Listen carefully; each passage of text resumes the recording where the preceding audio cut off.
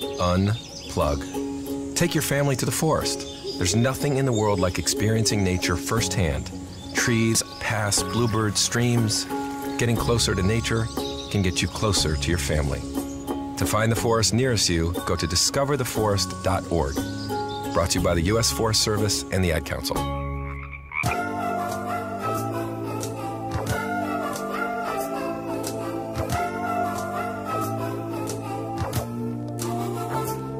The devil's playground, where they spray rounds, get laid down. If you ain't real cautious, I know how sick it may sound.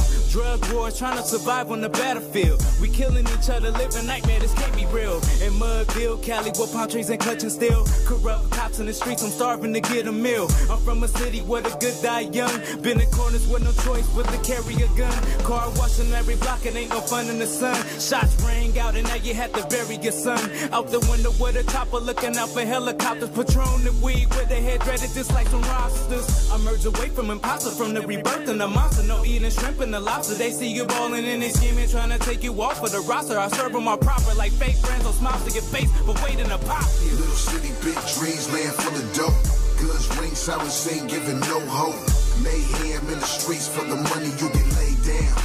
It's the devil's playground. Little city, big dreams, land full of dope. Guns ring, sirens sing, giving no hope. Mayhem in the streets for the money, don't get laid down. In the devil's playground. All I ever wanted was a fat pocket, a 500 Benz with the back knocking. Roll through when the white folks act cautious. I guess they rather see me in a black coffin, sitting in class like school. College should be free, I paid enough dues. Trust nobody, see through them like windows. I don't even look like what I've been through.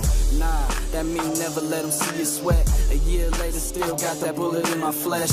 God still allowed me to see the sunrise. This is what it sounds like when doves cry. A punchline in the gun rhyme. I want that brown paper bag like lunchtime. And I barely pray to God, but I know he did. Put my freedom at risk for that dollar bill. Little city, big dreams, land full of dope. Guns ring, sirens sing, giving no hope. Mayhem in the streets for the money, you get laid down. It's the devil's playground. Little city, big dreams, land full of dope. Guns ring, sirens sing, giving no hope. Mayhem in the streets for the money, don't get laid down. In the devil's playground.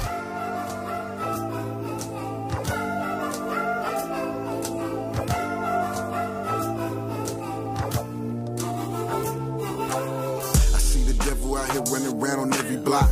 Recruiting with all the shooting from your very Glock. Destroying the precious people when they smoking rock. I got a question for you though, when will it stop? I lost my partner to a killer running wild, homie.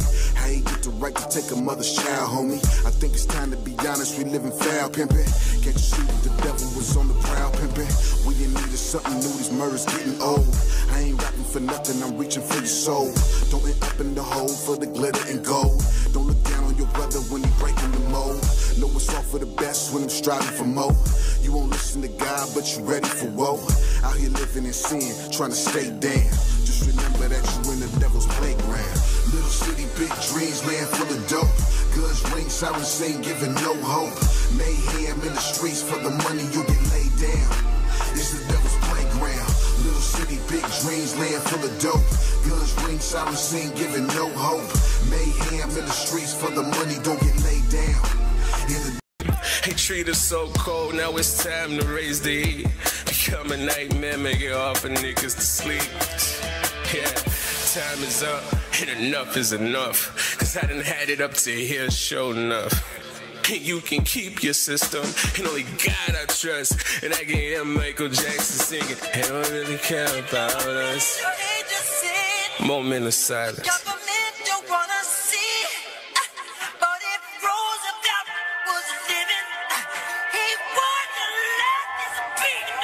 Let's go.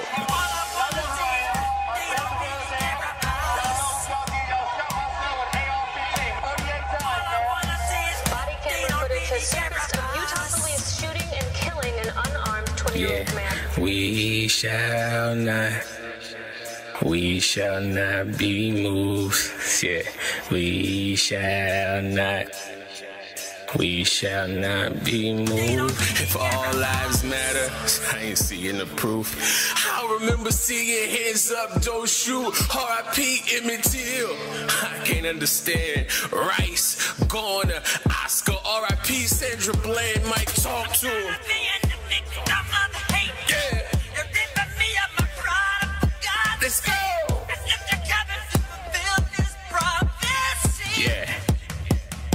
And killing our sons and killing our daughters.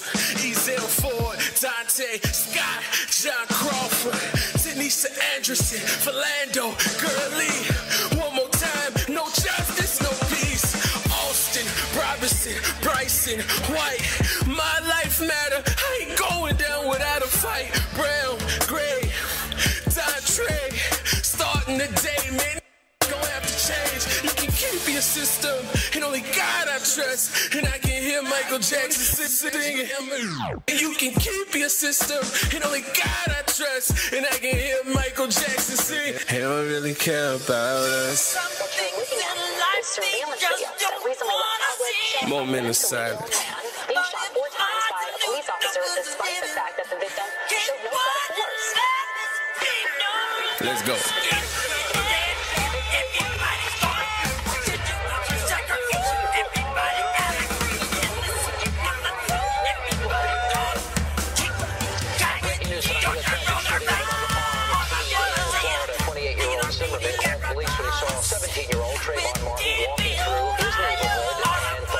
Suspicious.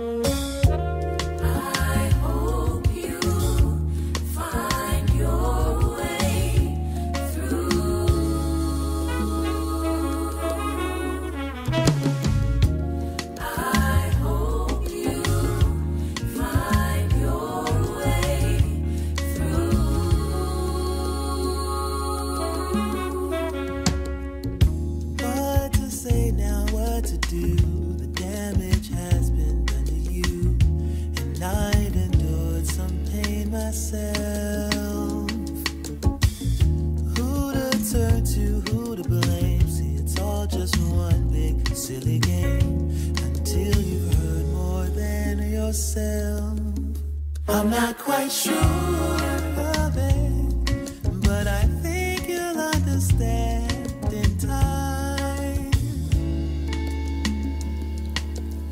At least I hope you will, as long as you get there alive.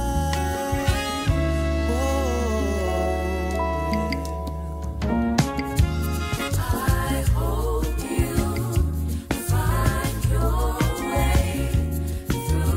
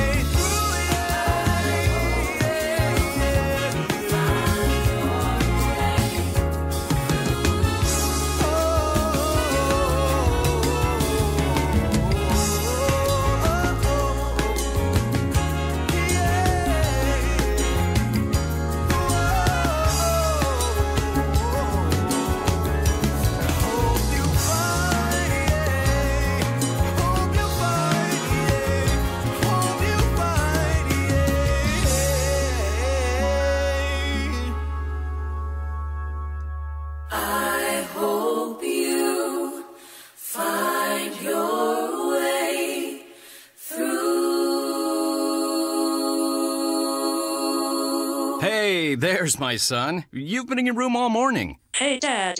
Matt? No, and that was Good Morning, everybody. It's Rise and Shine 209. This is your KXVS morning show with Renee, Marcelis, and Ryan Cooper. I am just letting you guys know we're getting ready to get started, and you guys just got through listening to Devil's Play by RP9, that's a local artist, and The Business, and current persona, December Jane. So, Renee? We are now, yes. You just started us off like that? Wow, everybody. Yeah. Well, I just came from using the restroom right into the show. Thank you very much, Renee. It's an exciting morning. I was just letting Ryan know I just had to take my cousin to school in the morning time. She stays all the way out in Manteca, y'all. I pulled that move before the move. I pulled that wake up before you wake up. It's a long drive, so I had to take her all the way through airport, weaving in between traffic, trying to make things work. I even ran a light for you guys. I ran a couple of them. I'm not gonna lie. I was like, you know what? The team needs me. Run them. So you ran fast? No, I ran red lights. I was like, pow. So you ran through them with your feet or car? With the car, definitely with the car. I'm not the type of guy to run through an intersection. Yeah, no, that's not me. With my car, yeah, I would. One time was scary too because there was a car, and then you know when your light turns red, the other light turns green, so they almost go. One car had to like stop for me a little bit. There's a second difference, maybe. I was like, oh my gosh, that's exciting! Adrenaline that woke me up. Almost this got morning. T-boned then. Almost got T-boned. And now I walk in the show and the show's starting, and I'm like, oh snap! Everything's so close this morning. Everything is close. It's happening real close. But it's good because it's Thursday and this is our first show of the week. Yeah. All the way on the Thursday. Sorry about the Monday, Tuesday, and Wednesday, guys, but me and Renee were in Vegas partying it up. Tell me a little bit about the trip. Not totally partying it up. Missions first. But yeah. What stays in Vegas, what we do in Vegas stays in Vegas kind of thing, but it was not for me. It was a mission y'all trip. Can know everything. Yeah, let's hear it, man. That was definitely with Snapchat and on Instagram and Facebook. Instagram. Pictures are up and whatnot. But most importantly, I took that trip out there. We took that trip out there. I'm glad you went with me. Definitely appreciate that.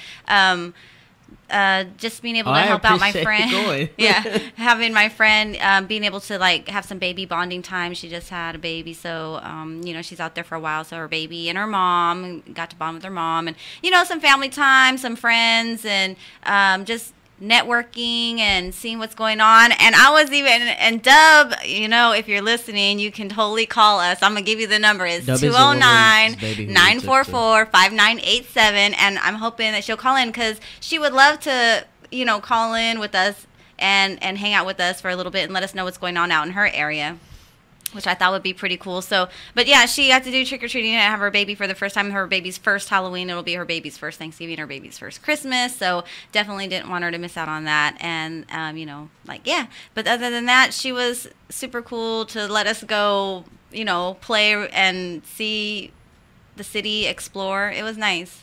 It was fun.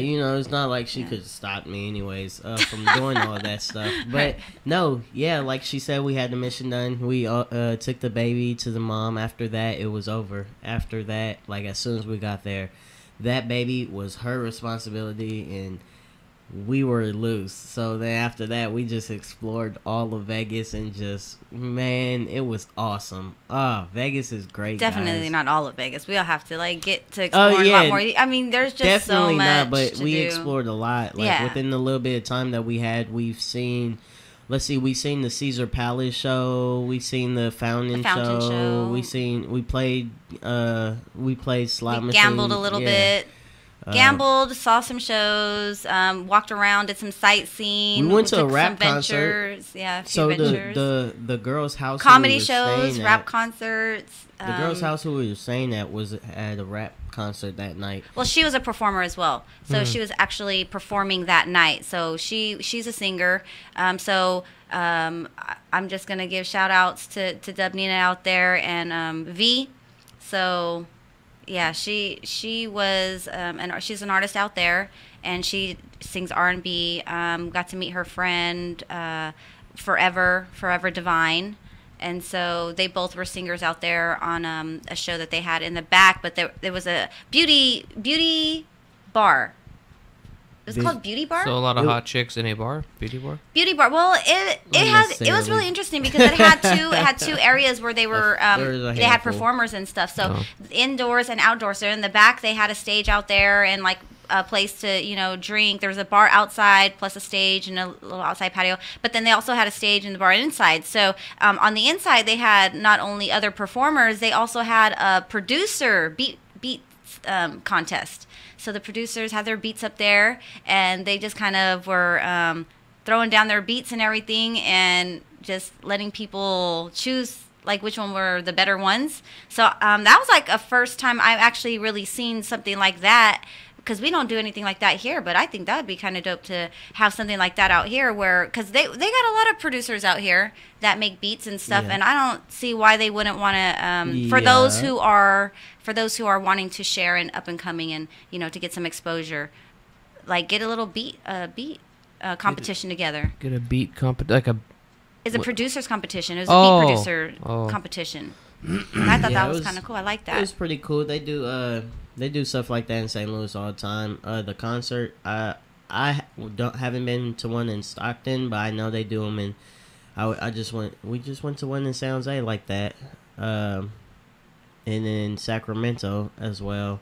The concert was a basic sell your own ticket concert. So you have like 10 performers, and they'd all go sell their own tickets, and then use that stage as a platform to have a nice show. So it was that type of bring your own crowd rap concert. And they had some technical difficulties too, because I have to say, and this is like absolutely ridiculous, which is ridiculous meaning funny, meaning I thought that was that they had technical difficulties, that they had this situation that allowed you, Marcelis, to just go jump on stage. So find Marcelis on stage in Vegas. You're up there singing?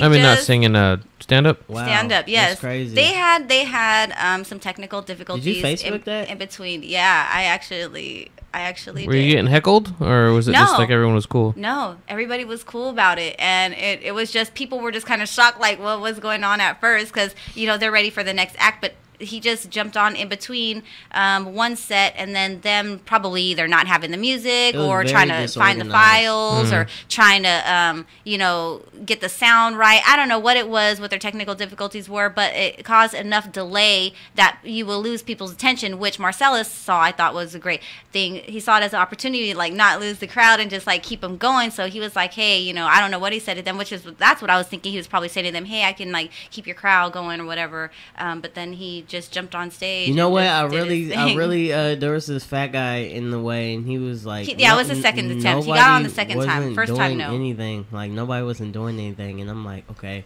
look, I got y'all. There's a comedian in town. He was kind of like the host. He's coming through. I was like, he's coming through town only for this night, and he was like, the fat guy was like, he was like, nope, sorry, nope. And I'm like, man, you don't even know what you're doing. Like, I noticed he wasn't like calling the shots either. So it was, I guess, the girl's microphone. And then I went back up the second time, and then because they started having delays again, the girl, she was like calling people out on the list, but she wasn't doing a good job. Like, she didn't have a good stage presence or a good voice to be like, hey, everybody, listen. Right. I was like, really, just lost the crowd. It wasn't interesting. I just went up to her like, can I see the mic? Like, can I see the mic? And she was like, it's the DJ's mic. You gotta ask her. And then I just grabbed the mic. And then I was like, what's up? Grabbed the mic, like, what's up, everybody? What's going on? How's everybody? Wow, I could see that in a few different lights. And but yeah, there you go. That's it. I mean, I always thought like Vegas was that type of spot, and those type of shows are they're waiting for somebody to hop on. I mean, if you're an opportunist, it's there for you. Every opportunity is there for you. And you see that opportunity there for you. Like, I just felt like, why wouldn't you walk through it? Even though, it wasn't like I didn't have a standing ovation or anything. I just got a bunch of follows on Instagram and Snapchat. But that's good. That's still cool. networking and people getting to find out who you are. Got to get and on it was stage. a fun experience to just wild out a little bit and do your thing. So it was good. And costumes everywhere. We had fun with watching people in costumes. And then after that we went to Fremont Street, and that was dope. That was fun. That was. I really dope. wanted to go on the Whistle. zip line, but it was too late. It wasn't even. They weren't open. Any cool costumes? Yeah. Renee had a costume. I had some face paint. She was a some genie for a night, or a genie for a night. Gypsy. Turn my mic up. Sure. She was a gypsy for the nights. I was nothing. I was me. Way better, thank you. Okay. I was me. I enjoyed being me for the night. I could have called myself Ray Krueger if I had longer nails because I had the shirt, the striped shirt. Other than that, no. I did a lot of comedy out in Vegas. Went to the first open mic and I met this old guy called Rocky. You could tell he was like the OG of comedy. And when I say the OG of comedy, I mean he was so OG. All his jokes were on paper. He had a manila folder of paper jokes. Shout out Rocky to you. I'm just saying, but yeah, it was. But not even because he had all his jokes on paper. Well, you could just tell he knew everybody. Like he was a guy who knew everybody. Like all the comics come in, he'd be like, "That's coming, that's coming." He's been doing it this long. He's been doing it that long. He was like, he could feature, he could headline. Like he knew everybody. And then, so the first night I met him, that was the night we went to the show after the concert afterwards. So I killed that show. It was great. And then the second night we were there, I was gonna go to this bar called the Dive Bar. So I hit up Rocky like, "Yeah, you going?" And he was like, "Don't go to that place. It's terrible." He was like, "Nobody's there." And then he invited me to a showcase that he was on in Boulder City, which is like 25 minutes away from Las Vegas. So I went to the show, and he was like, "I'm going to get you some stage time." I went to the show, and I talked to the comic, and I met all the comics there, and I got some stage time. And just like he said, he got me some stage time, so that was really cool of him. He looked out for me, and then we had a great night there. And then that night there at that comedy show, everybody was so nice and so, what's the word? So inviting, so welcoming that they like were buying me drinks left and right, and like I already had a little pre drink before I went in. So after this bar, like me, Rocky, and then these 4 white people I meet. One's in a wheelchair who beat us in pool. Me and Renee played him and his they didn't beat us. Well, we didn't finish the game. No, so. we did finish the game. We won. We won? They scratched that. Yep, the white they scratched the 8-ball. Okay. They scratched on the 8-ball. That means it goes in the hole, right?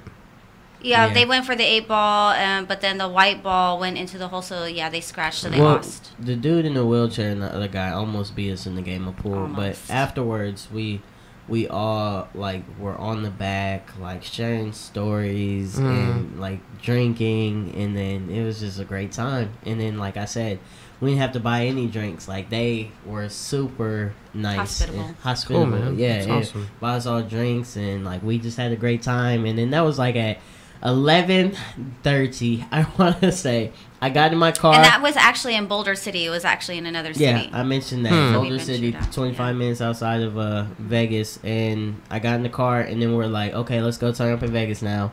And we're gonna do like what we did the first night, which was stay up the entire night. Like we were up until the sun came up. So like what, 8 o'clock? Yeah.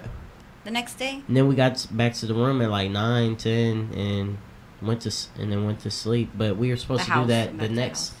We were supposed to do it the next day, but then I got in the car after all those drinks, and then like from there, he was in spin cycle. He was like, I was throwing up, like I was like, get in the car, and we pulled off like maybe a block, and then I was just like, open the door, projectile. No, thank God. And then she babysat me. Yep, she's like, get back in the car, and now from there was I mean, what can you do when somebody's throwing up? Because I know what it feels like. I was like, yo, I know that feeling right there, and it would be just nice for somebody just to be patient with me, and just I don't want to hear nobody. I don't want to hear nobody's mouth. I don't want to hear nobody nothing. Just we had to go home after that, or she took me home, and then like I just remember waking up like, oh snap. It's a new day. Are you ready to go? Let's go. A new day.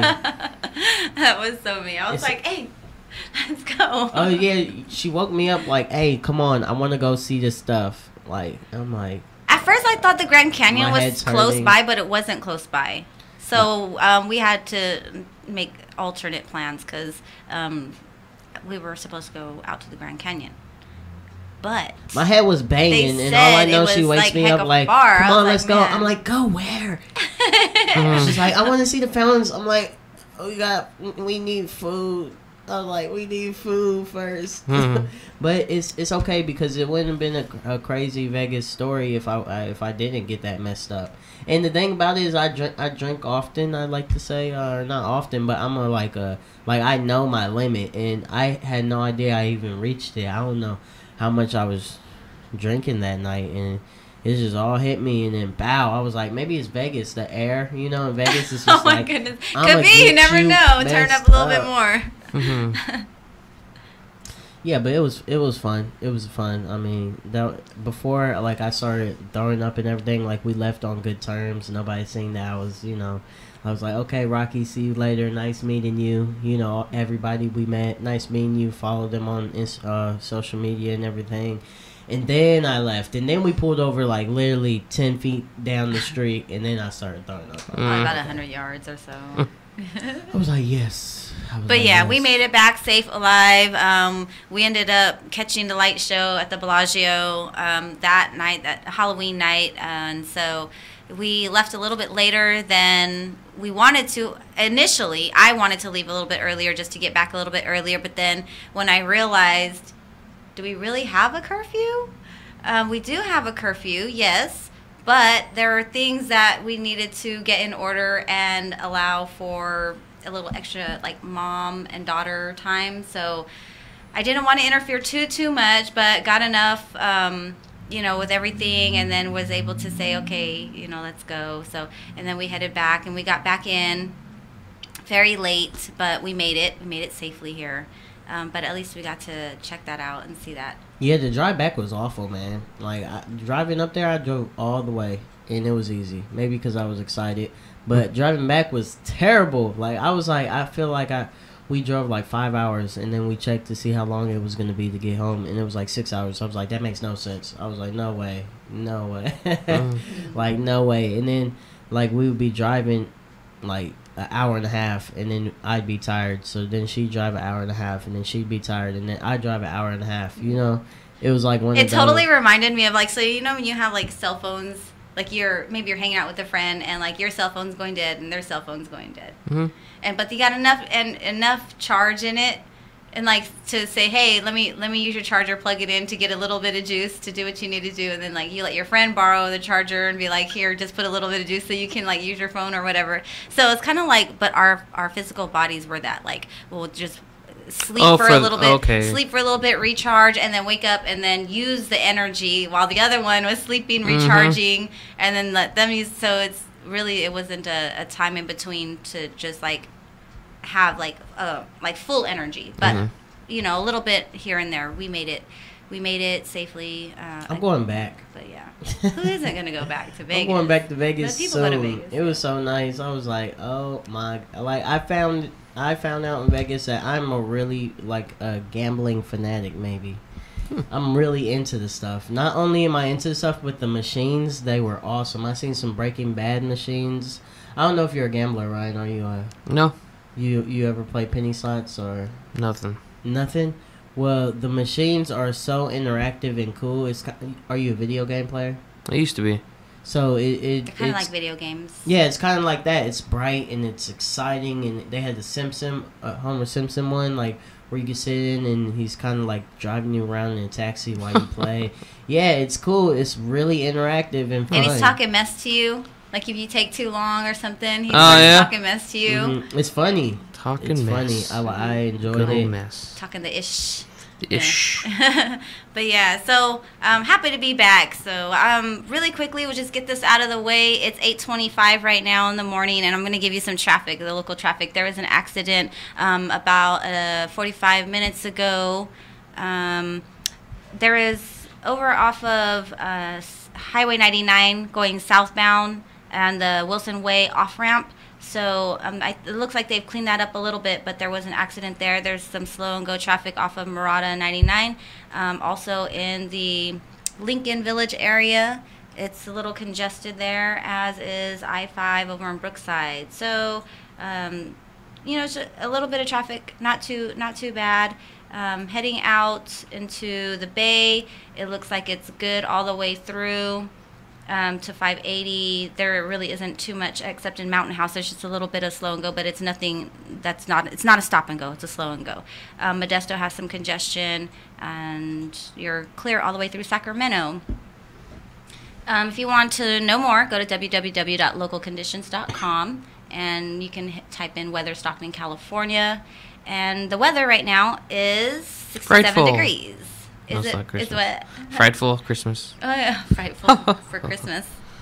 What did you do? I meant to ask you, but as soon as I give them their weather. So it's 67 degrees, and I think that's going to be your high.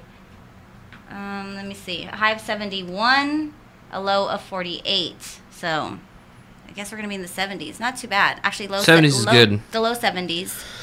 So tomorrow is going to be 70 and 66. So it's the high 60s, low 70s all this week. So that's pretty much your forecast. And you can go to forecast.weather.gov for more information. Other than that, I was going to ask how your Halloween went. Well, okay, so right now it's Thursday, right? When was Halloween? Right. Yesterday. Okay, that says a lot. No, I didn't do anything. Obviously, because you didn't remember. Yesterday was Halloween, correct? Yeah, we left yesterday. On yesterday was November 1st, so it was the day before. Oh, yeah, I'm with you. I'm with you on that one. Well, anyways, I don't know. I just sat there and watched movies, and I put vampire paint on my face. Oh, you did paint your face then. You did do something. Did you give out candy or? No, I didn't. No one came to my apartment door because I live in a gated apartment complex, so it doesn't matter.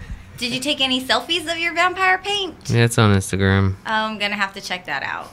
Let's go look at that, everybody. Let's find Instagram. Ryan Cooper Instagram.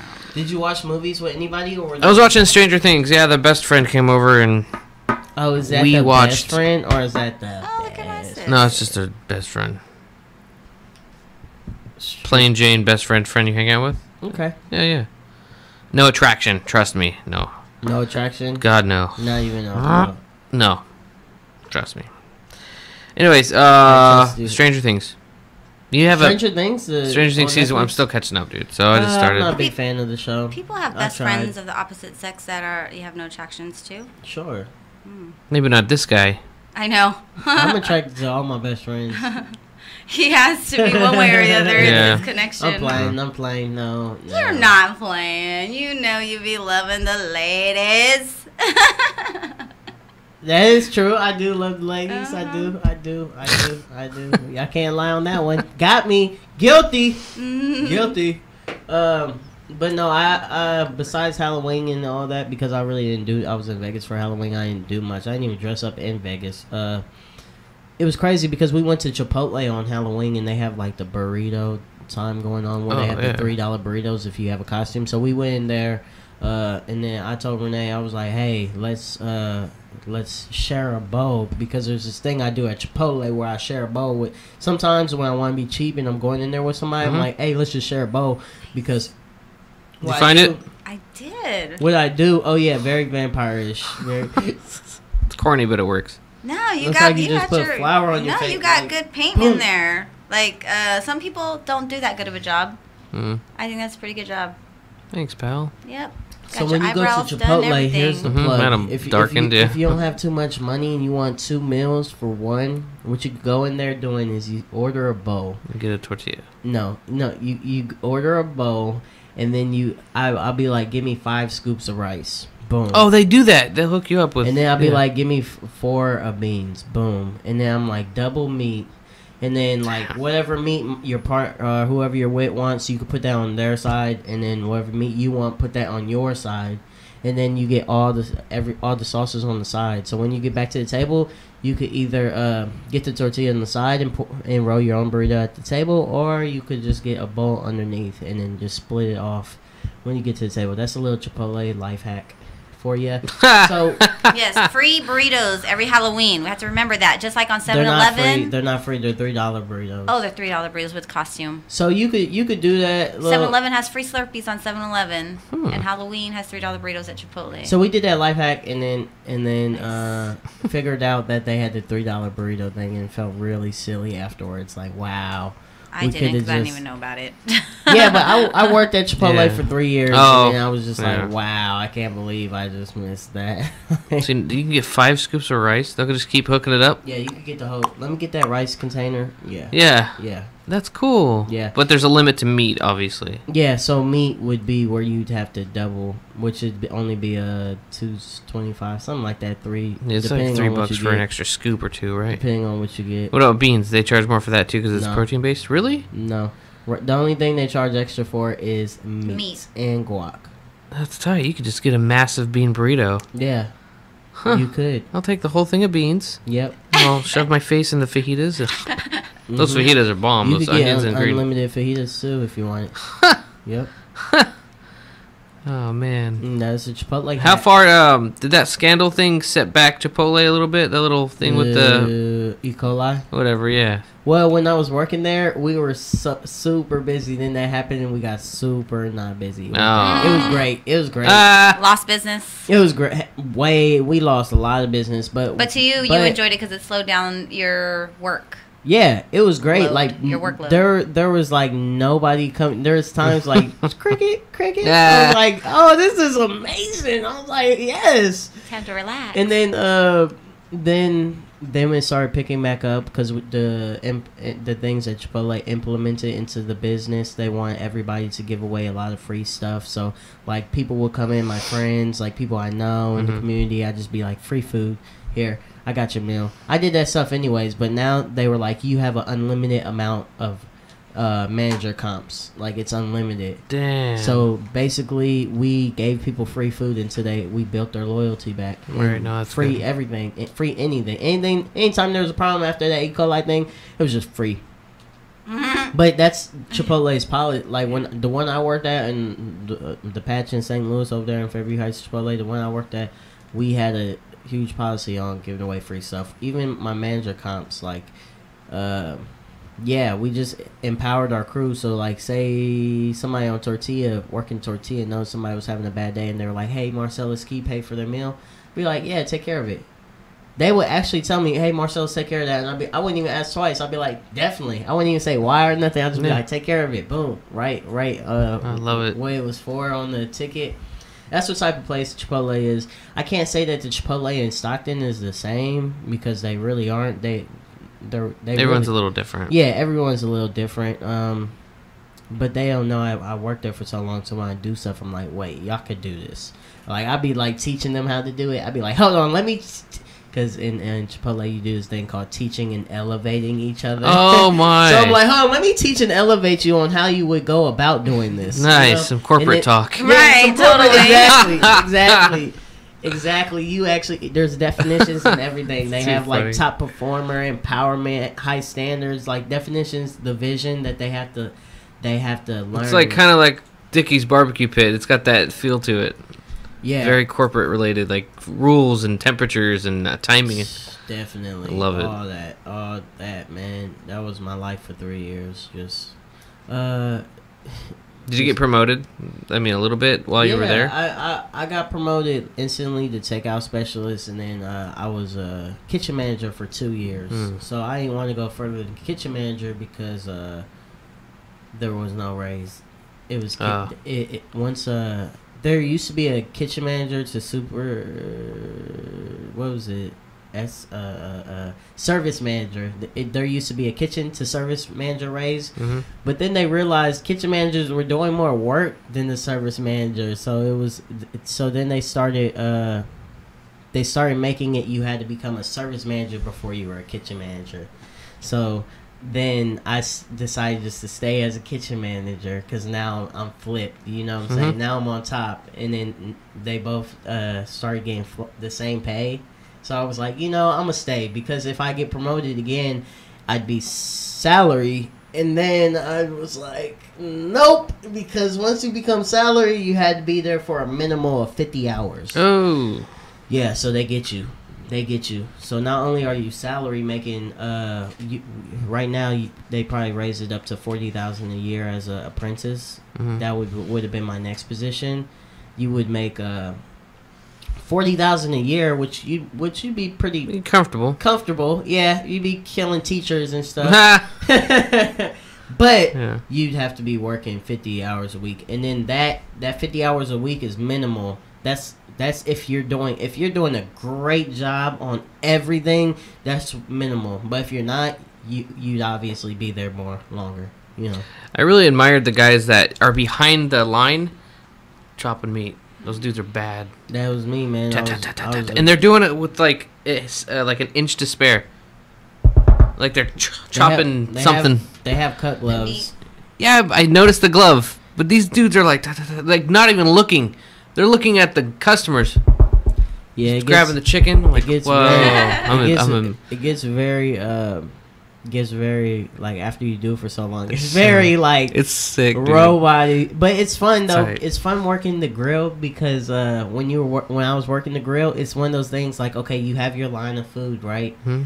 Like, so in the morning time from 8 to 11, you're like making all the food back there, and then boom, you have it for the line once you guys open.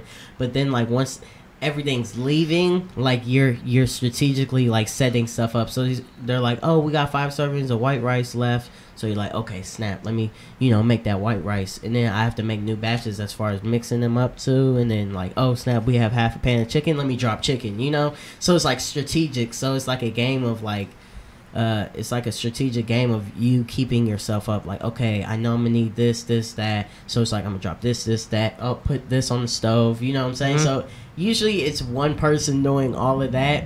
But when you get busy during your peak hours, you could get a second hand. I never really needed a second hand, but usually it is just one. But usually people need second hands. But I remember being back there like, like I could, just like you said, like I was the fastest. Chipotle was my first restaurant job, my first real nice like paying job and stuff. And Chipotle, like I learned so much, and I learned quick. And then once I got on that grill, took over. But you don't want to work grill all day. It is stressful. Sometimes I would have to. The bad part about Chipotle is like when somebody calls off, it's terrible. So me being kitchen manager, I would open 7 to 8. I would come in. I would either put away a truck order, or I would fill out the truck order. So then it's like, go around. We need this. Then I would make the deployment tool. So I would look at the schedule, see who I had, and then deploy them. Okay, I'm gonna put her on tortilla, her on opening salsa, like him on grill, and then her doing something else. And then I have 2 people coming in at 10, and then one at 10:30. And so, okay, so then my 10:30, I'm going to throw on cash. So as soon as they get there, they can start counting the drawer. And then that person at 10 is going to help clean up and bag chips, stuff like that. So then I would make that. So then when my crew came in at 8, like everybody would know their position. So then like 8 o'clock hits. I don't know, but I'm getting hungry. 8 o'clock hits. My stomach is starting to growl. Like I'm thinking all this food, and I'm just hearing about all this food. So 8 o'clock would hit. People moving around in the kitchen and stuff, and I'm just picturing the hustle and bustle of everybody in the kitchen. I'm getting hungry. That's how it was. And then we have to, because in Chipotle from 8 to 11, we prep everything fresh. They would prep everything fresh. Yeah, I don't work there anymore. So we'd be like cutting jalapenos. I'd be on onions. I'd put myself on prep. So prep, you'd have to cut a whole box of onions, like a whole box. Like it'd be 2 deep third pans when you're done, full of onions. Boom. That should get you that should get us through. Then it goes with the fajitas, right? You put them with the bell pepper. Those are different type of onions. Oh, okay. Those we would cut in shift change. So those are already cut from the night before to set us up for today, for that day. So then I would cut onions, and then I would make guac, and then we would make like cases of guac. Like it depending on how much we had to make that day. I would also do that. I would do the prep sheet, and the prep sheet would tell you of how much you had to make every day. So I would count how much guac we already had back there. Like, okay, cool. This is how much we're gonna need to make, and then I'll be like, boom. So an average day would be like 2 cases, 2.5. Busy day, like 3 cases, like Fridays and stuff, like 3 cases in the morning. So like you want to put somebody who could do that fast, like, you know what I'm saying? So prep out, you looking nice. But then like say you're working, right, and I'm working prep, I'm like, oh, got everything, today's gonna be a cool day. But then say somebody calls off, boom. Terrible. Do you have that problem with people calling out and like you having to pick up slack? It's not as bad now than it was when I worked at a restaurant. but it would be every day off. I'd come into work. Man. Every day off? So I had 7 days a week, and I was Chipotle too. pulling like 44 hours because I was. I would have my phone turned off. Grown adults, grown parents that can't come to to work because they're not feeling good. Like. Yeah, it's interesting. I run into that also, or they'll find any excuse to not come to work. They'll find an excuse if they've already played the card of, oh, my kid's sick. Oh, okay, the now dog got ran now over. my husband's sick. Oh, I gotta, oh, now I gotta literally take my mom. something. She would come in with now I gotta like, take my dad. Now I gotta, it's always something else, But and then they'll fake like doctor's notes. Like, how do you do that? Like, because they know the doctors. They have friends that work in the doctor's offices. It's like, so doctor, bloop. Do you want to give me that little? I don't know, but sometimes, like a lot of times, when they say they were sick and stuff, we couldn't do. You can't. We can't do It's nothing a union about thing. it. Yeah, you can't question What- them, but you know people. People are people, but they have the right to be sick, and so we can't say anything about it. It's just one of those things that gets frustrating because then the burden of the workload lies on everybody else, and that's the frustration of it. Yeah, that's the frustration. Anybody who calls who has dealt with that knows that. So. And what the problem with me was, I was a kitchen manager, so I was opening up, and then it was like my manager above me, the apprentice being trained, who was making the schedule, she was messing up. So like every 2 days a week I was working, it'd be somebody short. So if we from 8 to 10, we're only opening with 4 people. All you need is somebody to open grill, somebody to open. How many you're supposed to start with? Salsa. 5? No, you could open with 4. On a Friday, Saturday, you want 5 there, to help it out a little bit. But you can open with 4, and then 2 people come in. 2 people come in at 10 o'clock to help finish the rest. So you'd have a solid grill opener, a solid prep opener, a solid salsa opener, and a tortilla opener. So say one of those positions are out, like now the workload is everybody else is a crew member, so they don't even need to be stressing over that. So they don't even, what I'm saying? Because what happens is everybody starts to be like, oh, today's gonna suck. And you know what I'm saying? That's how they get. Their mentality, like, today's gonna suck. Like, and then and then everybody gets in a funk mode, and you're just like, dang it! I literally will Come on, watch. guys, let's pick it up. I will literally try to be watch happy. my crew fall like, oh, yeah. And there's this one girl I used to have. And then they start getting all pissy, and she was the worst. Like, whatever, Marcelis, you always so positive. Like, you're always so positive. Yeah, always so positive. And then, because exactly people are like, why are you always so positive? Why are you? And I'm just because like, I need y'all to be positive. Because yes, it's like if somebody's got to be it around here, it might as well be me. Because all you guys just got a low, like sunken face, like it's like I don't want to be around the energy, so I'm gonna be the energy that I want to see. So then you have help to you guys like, out. Help them out. Like once that one person's gone, it's like, okay, I'm missing salsa. I'm gonna have to open prep and salsa. So then it's like. So what you do then? It's this is what made it fun and exciting, but also stressful. This is fun some days. It's challenges are fun some days, but every day being challenged like that, like trying to pull off the impossible is stressful, and that's what Chipotle comes down to, like everyday things. So like basically, I would just see what I had and then just made it work. Like if you had like 2 pans of guac left, I'm gonna be like, okay, I'm gonna save that for last, make the stuff that we don't have, so at least we could get the doors open, and then when more people come in, like hopefully, but it does basically just puts us into a spiral of being behind all day, and then that sucks. Yeah, it's the worst feeling in the world. But sometimes like I would knock it out, like I would open 2 positions, and then by the time my boss gets in at like 12 or 12 is when peak starts, so he'd have to be in by 12. Like there'd have to be a store manager in by 12. He'd be like, wow, this is amazing, like how did you get all this, how did you make that happen, and it'd be like that, but every day, because I could cut things so fast. Like I could cut those 2 pans of onions, I'd say it'd take you an hour 45 minutes. I could do that 30 minutes, just knock it out. Boom, next project. So in essence, I was like 2 people in one. So when one person would not show up, it wouldn't be that big a deal, because I was doing it on such daily scales. I'd be like, I'm not even tripping. You know what I'm saying? Like I'm already looking at the schedule like, not even tripping. And then if you have like, you know, you have your workers who are the bomb and stuff, like, oh, she's fast at chips, she's gonna finish early today, she always does every day. You like, boom, put her in her place. And then once she gets done doing that, you just talk to her like, hey, can you help me out since you're quick, you know what I'm saying, help me out when you finish that, do something else that you normally don't do. And then the people who are really good would do it. But what sucks is like when you have all new people and it's just me, you have to train them, and then it's just like, dang. Or when I don't have a grill, because opening grill needs like your full attention, like your full attention. There's no like stepping back and forth. We're getting schooled on Chipotle. Yeah, seriously, man.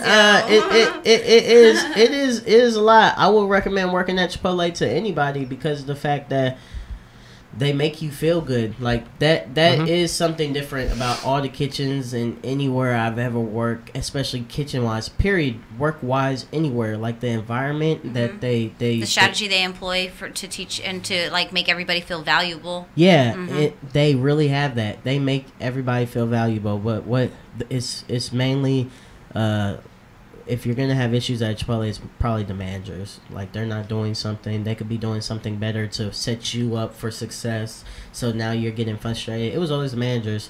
That was always my. Because they're blockers. They're blocking your success route.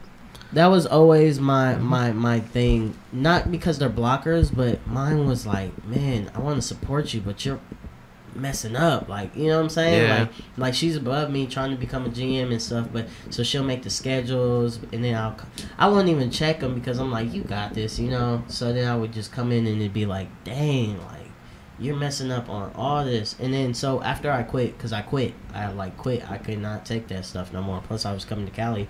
I quit, and then after that she ended up leaving and going to Qdoba, like Qdoba. It's like Chipotle, but like a non-GMO form of Chipotle. Oh, a different restaurant, yeah. like a chain, a different it's chain. It's exactly like Chipotle, but they don't have GMO-free foods. Like they don't have. But it's a competitor of gluten-free foods. Yeah, that's basically a regular. Restaurant. Yeah, it's like it's Grease Chipotle, box. but exactly. Yeah. Grease box. And I mean, people move around, so I mean, maybe she was tired of it too. Yeah, she was definitely tired, but she was sinking. Like that's what it was. She was sinking. Like she was gonna get fired. Like straight up. I could have just stayed. Honestly, I think about that. Like I could have just stayed and maybe talked my feelings out a little bit more. But then I was like, you know what? I already quit. Like there is no amount of talking that's gonna do that, because like I quit before that too. Like I quit a month before I quit, right? And you went back? No, like they called me, like my boss's boss. So like the team leader of the 13 Chipotles that were in St. Louis, we were part of the St. Louis patch. And like he was like, what's going on? Because like that's how like big of a kitchen manager I was. Like I was a personality. Like people that you helped came to to get my people, Chipotle for me. Like Marcelis, you know, like what's going on? Oh, Marcelis will take care of it. You know what I'm saying? Like the Steve Ells, like the CEO, like he knew me. He knew of me, and he was like watching my growth and everything. That's what I was saying. Like it's a cool company and stuff. They look out for you, definitely. But so he called me up personally. I was like, "Oh, what's up?" And he was like, "Hey, I was just wondering, why'd you quit? You know, and why is it something that Brooke or Luis had did? Is it something they're doing? Is it anything I could help? You know, anything?" And I was just like, "Oh, well, I just quit to start back in school because I had started back in school part-time." And then I was just like, I just wanted to get back in school and you know, really do my thing. And I ain't think that, because at the time I'm such a good worker. Like my manager, he had told me that I couldn't go part-time. He was like, you can only be full-time as a kitchen manager if you want to be a manager. And then I realized that other stores had part-time kitchen managers and stuff. So, like, I'm like, what? So I quit. I was like, F it then. I'm quitting. And then I told him that. And then he was like, you know what? I'm going to call Brooke and Luis and tell them to put you back on the schedule. You're good. He was like, you could be part-time manager. He was like, not only will you be part-time manager, but he had did this. What did he do for me? He made me part-time manager and and something. I think he gave me a little bit of a raise or something. And I was like, oh snap, it's serious. So then I quit, and then like I didn't show up for 2 days in the crew, and everybody was like, oh, where'd you go? You know, texting me. I was like, F that place, like woo doo. But then I came back, and then because he told them to put me back on the schedule, and I came back, and then but why? I could tell that they were mad, but they had no choice but to be like, you know what I'm saying? Right. And I'm like, yeah. You know, I'm back Money in there. Talks, dude. Yeah, I'm back in there just working and doing my thing. From the CEO, and they're like, oh, yeah. They're like, oh, what is Marcelis doing back? Or you know what I'm saying? And then basically they lied to the crew. They didn't lie to the crew. We had a team meeting and stuff. And my boss, the GM, the restaurateur, or whatever, he was like, hey, Marcelis is gonna he was going through some things, and now he's back with us, you know what I'm saying? And that's it, that's all we're gonna say. He was like, they don't have to know anything about anything, you know what I'm saying? So then we just came back, and I started working back with them, and I was like, okay, you know, let's do this. But then it was every day where I started running with one person short and doing this. And then the thing about it is, like, I was coming back from miraculous days. Like, these days were nothing. And the managers don't come in till like noon. So when they come in, everything's afloat. Like, no dishes, no everything. I'm a person short. Like, and everything will be into place, and everybody be happy. Got a break. I ain't getting no break, but I made sure everybody else did, you know. And then we're everybody's live. Open the doors on time. Everything will go perfect. And I would get like just a little thing like, hey, thanks, bud. And then when they get there, they get in, and then except for like coming out and like seeing what's going on and being like, hey, Marcelis, you need a hand, they just let me keep running it all day. And then go in the office and do some office work. Wow. And that's that type of stuff that was like, oh, you got me up. Like, you don't even know what I'm doing every day, like, constantly. And they do, but they don't care. They expect that out of you so much. Like, oh, you can run with 2 people short. Like, you good, you got this, because I do it so much. Like, oh, you good, you got this. Oh, but not realizing that maybe you need a break. Yeah, you can run with no girl person. You got this. Oh, you can run with nobody. You got this. Like, oh, Marcelis would bring it together because I did so much. And while they were in the office, like, just doing nothing and then chilling, you know what I'm saying? It's just like, oh, you got this, you know? No, I need help. Help me, you know? Yeah. Like, nobody wants to do that every day, even if they could, you know? Nobody wants to. Because here's how it start. It'd be like, oh, snap, you come into work. I'll be in at 7, and it'll be a huge truck order. And it's like, oh, snap, I have nobody to help me put this away. I'm the only, you know what I'm saying? Like, my manager didn't schedule herself in to help me with this. So then it starts from, like, you're running around with your head cut off already. Like, oh, I'm putting this truck in. And then now you're a little back behind, and it took you, like the whole hour to put together this huge, like, $3,000 truck. Like, $3,000 truck. You know how much stuff that is? Like, putting away, and you have to FIFO stuff, put your chicken boxes, label everything, and then your crew comes in like, oh, you still putting away a truck? Yeah, hey, look, now you're talking to your crew. Like, they already see that they're going to be behind. Now you're like, hey, look, man, check it out. We're going to be a little bit behind, but that's okay. We got things going. I already did now you're skipping steps. We're going to skip the deployment tool. I did the prep sheet, though. This is how much we need to do. This is what you're going to do. You know, I'm not going to go type it in and make the deployment tool on the computer now and print it out and hang it up because we're so behind. Like, I can only, like, see what we got and tell you what, you know what I'm saying? Like, okay. One more time?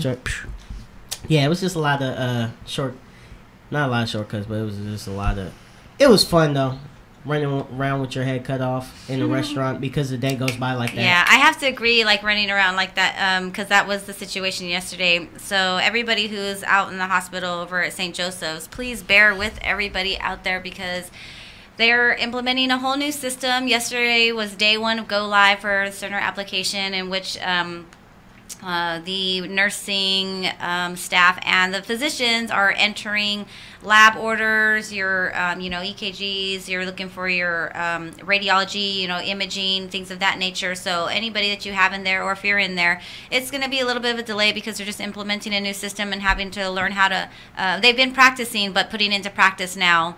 Entering orders, learning how to modify orders, change orders, cancel orders, find the orders that they've entered, because sometimes they can't even, they'll enter them, they don't know where they're going, who's seen it, who's not seen it.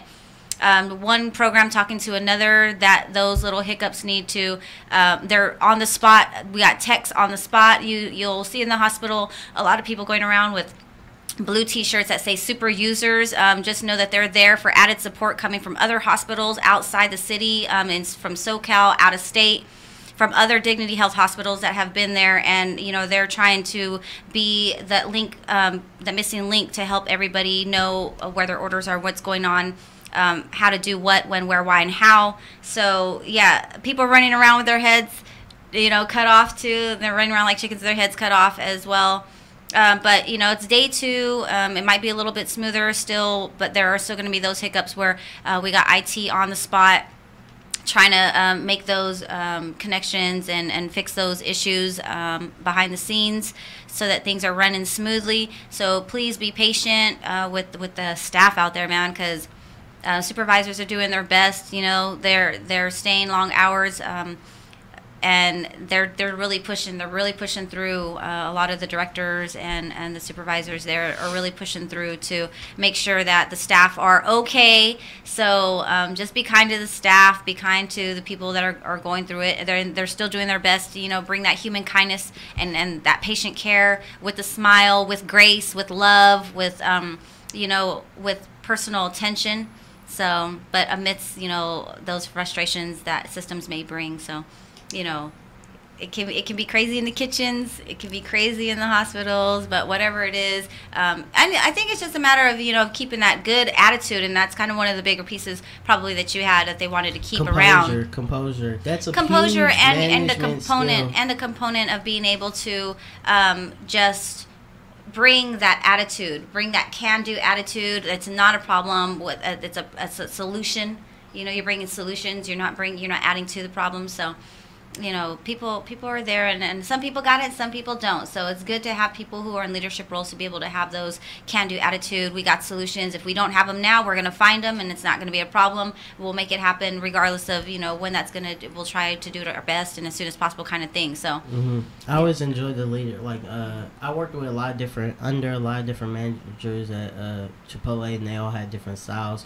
We all had likability though. Like that was a huge thing. Like Chipotle managers have in common, that bubbly likability personality. But then when things happen, oh, you're short, you could see the ones who break real quick. Like the apprentice Brooke, she would break.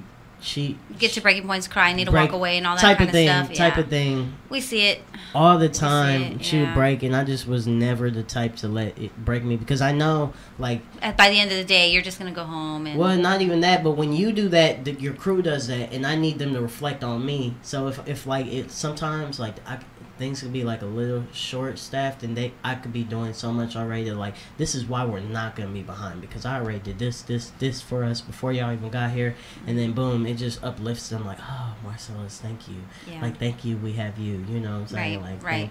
You're one of the people that people are just yes, we have him on our team, kind of thing. Yeah, because I know the different managers that moved from our store that were created at our store that were so good that they got sent to other stores. They had some of those traits that because they can expand when the they team. were working, you were just because they can expand the team, and everything's going to be good, and that they got that can do, we got solutions attitude. It's just organized, or it's like an extra hand, it's just a quick hand, because they're not afraid to get in there too, right? So they're I can help you out, it's not a problem, and that they don't mind if you did ask for help, that they would not mind doing, helping out a little bit, and still tending to their own. I was going to say another thing about the hospital though too, because it reminds me of all the hustle and bustle and everything going on, but it's getting to the holiday seasons right now and the weather is getting colder.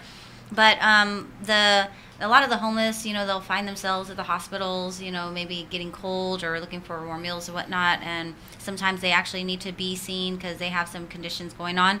But they have a lending closet that they're not a lending closet, but a clothing closet that they're looking to fill. So if you guys have oversized clothing, extra large t-shirts, 2XL, 1XL, they're looking for sweats, socks, underwear. So if you guys have anything that you don't want anymore that are in decent condition, if you guys just take it on over to the emergency room, you can drop it off there. Ask for Maravel. She will be able to help you take those in, and also it's going to assist with the other floors, like other hospital floors that were people who aren't able to, take the clothes that they have home or whatever the case may be. They need all other clothes.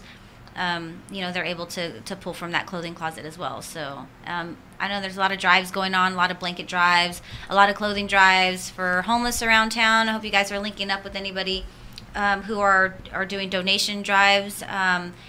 We'll give you more information about one coming soon that a couple people that I know are working on as well. But yeah, there's a lot going on. It's 9 o'clock right now. We're going to go ahead and take just a quick little break, and then we're going to come back and get to the quotes and the horoscopes and some more conversation. Let's do it. All right, let's go.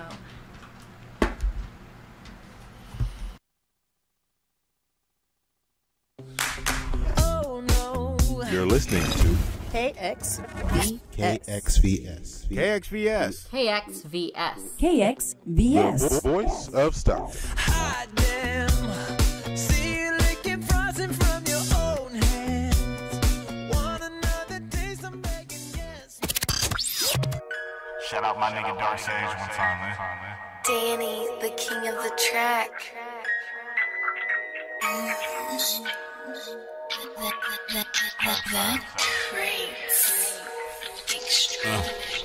Yo, I done been through a lot in my life, but that's nothing compared to seeing humans suffering. I'm trying to step it on a plane, my humans touching. My seeing is believing, my demons defeating full speed. Actually be trying to catch me in the last sun, but y'all ain't seen the last of me. I'm still getting my money, homie, it's half complete. Couldn't give him a name, it might be blasphemy, but all Lord, I wanna soar like an athlete and rise to different heights at different times. I'm from the streets, like good guys willing, I better shine, because I'm bursting with the essence of these city streets. Hearts of a city speak, let me get a peek. This is for my people. Get lost in the rhythm, tossed gently by the waves like an ocean. Can you feel them while I sing out? Beats don't feel me now, streets don't feel me now. Can't nothing tear me down. Yo, I done came through the fire, so it's nothing left for me to do but aim for the sky. I done came through the rain, now I'm dry, so it's nothing left for me to do but aim for the sky.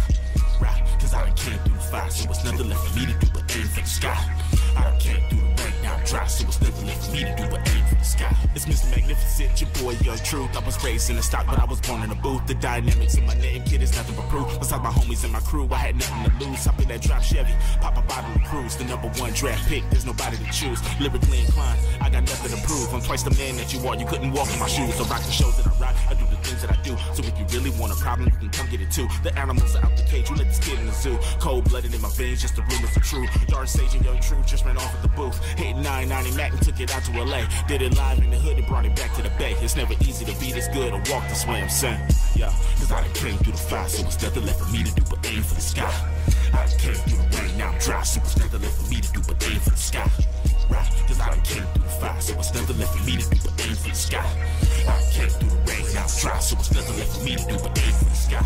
Yo, I done been through many sticky situations, don't know which road I'm taking. All I know, I gotta make it to the top. Ain't no shaking me, get changing my persuasion. All rise to the occasion, give a standing ovation. Came from block begging, selling dope, pick catching cases, to taking plus flash lights with ladies with pretty faces. The way we get this money, it's like we just change places. Say the truth from the mic, it's obvious that we the greatest. I'm in the gutter on the search for the butter, trying to grill a cheese sandwich, cause I'm hungry than a mother. Music love me like a brother, when I'm loved by no other. Taught you feed me when I'm needed, bitch, you knew that I'm a hustler. We going places never thought I would go. I'm versatile type of artist with incredible flow. I toned it down for the song, but I'm still from the coast. The time my final destination, kid, there's nowhere to go. Yeah. Cause I done came through the fire, so it's nothing left for me to do but aim for the sky. I done came through the rain, now I'm dry, so it's nothing left for me to do but aim for the sky. Right, cause I done came through the fire, so it's nothing left for me to do but aim for the sky. I done came through the rain, now I'm dry, so it's nothing left for me to do but aim for the sky. Right.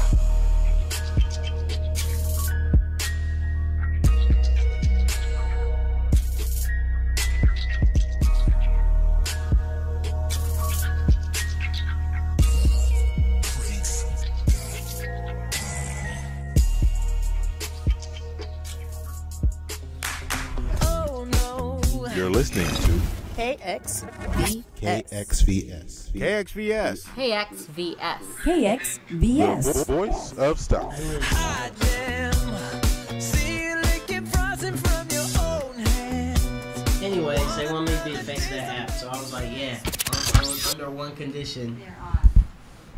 Under one condition, huh? Under one condition. So we're coming back, and we're talking with Marcelis. This is the here Marcelis about mash. His joke app. So the joke app has that he's going to talk about. So the joke app, everybody, is this app. It's called Jokely, and what it is a app where people could log on and tell jokes themselves, kind of like Snapchat, and then upload the jokes to the app. And then what happens is app users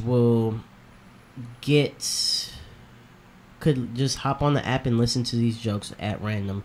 What happens is, for every joke you like, you swipe right. So it's like Tinder and Snapchat. You swipe right for the you're for the swiping. joke you like, and then if you don't like the joke, swipe left. And it's pretty simple. I have the beta app, so mine's pretty basic. It's pretty like exactly what I said. And why I'm talking about this, if you're wondering why I brought it up, I am going out to San Francisco today to meet with the owners, the makers of this app, to talk out something. They want me to be the face of the app, though, basically. So I'm going to go and meet up with them today and see what we can make happen. I'm going to give them some advice, like, hey, I don't think you should swipe unless you're trying to hook up. I think you should make it a thumbs up or a thumbs down type of thing, because swiping is for, like, you know, a different thing. That's Tinder. Swiping yeah, but I is mean, it's like Snapchat though too. I think I kind of like the swipe, because if I didn't really want to hear the joke, I don't know, maybe there could be a way that you can swipe through the people that are doing jokes and swipe up if you like, swipe down if you don't. Like, let's go to the next person. Let's go to the next one. Because you don't want to get rid of them, and you may want to see them again if you have and you can just go joke. back. It's like a page. But you don't want to get rid of them altogether, because they may have some good jokes where you're just like, okay, maybe not this time. But like, if every time you see them they suck, okay, just get rid of them. Yeah. Like, swipe down for no thanks, and swipe up. Yeah, they're cool. Okay, doesn't mean you cool. want to Or date them. up, It just like, means you want to get outta see here. them. It's like putting a notification on YouTube. I want to see them again. So yeah, for sure. Yeah, I mean, I'm definitely gonna meet and just see what their vision is, and see what our vision is, and how I can help, and how I can help more, and how they can help me more. I'm excited that they want to work with me, and that just means to me that somebody sees, you know, first off, that I'm funny. Second off, that they see, I don't know, something in me that they're like, hey, we want you to be the face. But she did say, hey, we don't want you to be any type of administrator, or she was like, you don't have to, you know, give us ideas or create anything, but we just mainly want you to be the face. And I was like, what, do you have that face money? I'm playing. Hopefully you get paid good for this. Yeah. No, but definitely, I was definitely like, right now I'm driving out there for free, so I'm spending like $40 to go back and forth to the Bay just to talk about the app. But it's exciting at the same time, because I've never been reached out to be the face of anything besides my Chipotle brand, which, you know, I just had business cards at the front, you know, at the front of the thing, like, oh, kitchen manager Marcelis Flores, takeout specialist Marcelis Flores. But this is our own thing. This is the app. This is extreme. Like, what if I could be on the app, like, you know, the app icon? What if that was just my face, like, bling, Jokely? That's probably what they're gonna do. Yeah, like a character, like just a cartoon character, like an emoji. Like an emoji, Jokely with Marcelis Flores. I'm gonna be like, yeah, I'm gonna need some stuff. Yeah, like, I do have a little Jokely face, huh? I could be the face of Jokely. So that's what it is, everybody. You guys, unfortunately, are not able to download the app right now. I don't believe. Right. But it'll be coming out soon, Jokely. It's just an app full of jokes. This is amazing. Actually, now that I'm thinking about it. Well, I'm super excited for you. That's like super Dude, I'm super excited for myself. I can't wait to just be in San Francisco feeling like a businessman. Like, walk through the doors. Excuse me. Yeah. Send me to the top floor. I'm here for Jokely. You hear that? Well, be careful on the way out. Yeah, is it raining today? It looks raining outside. It looks like it was gonna rain, but it didn't say that in the forecast. No? Maybe it's just overcast. But I am going to hit these daily horoscopes really quickly. So it is Scorpio's season. So Scorpio, you know the art of persuasion like no other. You can talk just about anyone into just about anything as long as you believe what you're saying. Right now you're feeling the need to communicate something important to someone just as important. To convince them of something they need to know. There's really no way to fail. It could be that someone else gets to them first though. So move. Hurry up. Make that move. Better go talk to him. Okay, Cancer. You never had trouble waiting your turn or sitting back until the timing was right for making something happen. At the moment, you're rather pleased with yourself. It sounds like a transformer is outside right now. Just coughing up a lung or something. He's like, ah. It sounds like a transformer battle out there. Like Mark Wahlberg is out there trying to... Like a motorcycle or something's just kind of like sluggishly moving along? Like Bumblebee is like fighting a tarantula. A plane jet that just flew into town. I don't know. Well, Cancer, you've never had trouble waiting your turn or sitting back until the timing was right for making something happen. At the moment, you're rather pleased with yourself because your tremendous patience has paid off big time. After all this time, someone you've been wanting to snuggle up with has come around. So you may be making long-term plans long before you thought you might. Oh, nice. Yikes. So who is this chick? That best friend of yours. That's your best friend. Oh, your best friend. No, thanks. Blow up. No way. It's got to be someone else. I just haven't met them yet. Oh, okay. Yeah, they're just gonna like pop at my door. Hey, remember just gonna me pop from up, yeah. 1999? Well, they're coming back Still around. look Or good. All whoever right, it is. let's look up. Aquarius. Maybe. No matter what you're up like, to. no, but you look good. Yeah. Yeah, I don't remember, but you look pretty good. Yeah. So, okay, Aquarius. Remember what I was up to? I'm gonna hit Pisces first. Pisces. How dare you skip me? One particular secret that you've always wondered about, something you've never really understood from way back, is about to come to the surface now. When the truth is finally revealed, you may be equally relieved and startled to learn how it all fits together. The good news is that the outcome you've always wished for is most likely what comes out. Nice. Aquarius. No matter what you're up to, you can expect big revelations today. They may come from you. After all, someone is prompting you to reveal a secret that you're not quite comfortable revealing yet. Between now and the end of the day, try to find a way to make peace with yourself and with the owner of said secret. It's going to come out somehow. Bring it out as gently as possible. What happened? I don't have a secret. Leo. Everyone gets several sets of parents, though not everyone realizes it. Your biological parents are simply the ones we're most strongly connected with, but teachers, mentors, friends, and even our mates can offer a little parenting now and then. You should be pleased with someone who's working eye on. Why did they write it like that? Who's working eye on that capacity now? You found a typo. I always find typos and it That's a drives good me thing. bonkers. I Send me a little thing. I always find. How dare they? Keep I don't typoing mean it? to find typos, but I always find typos and it drives me bonkers. Even in books that have already been published, like Bonkers. That's such a cool word. Okay, okay. So you should be pleased with someone who's working on that in that capacity now, and not just because they love you. They're more than happy to help you with the thing you need the most, which is the one thing you don't know you need. That's hilarious. It is pretty funny. They're helping me work on something, but I don't know it.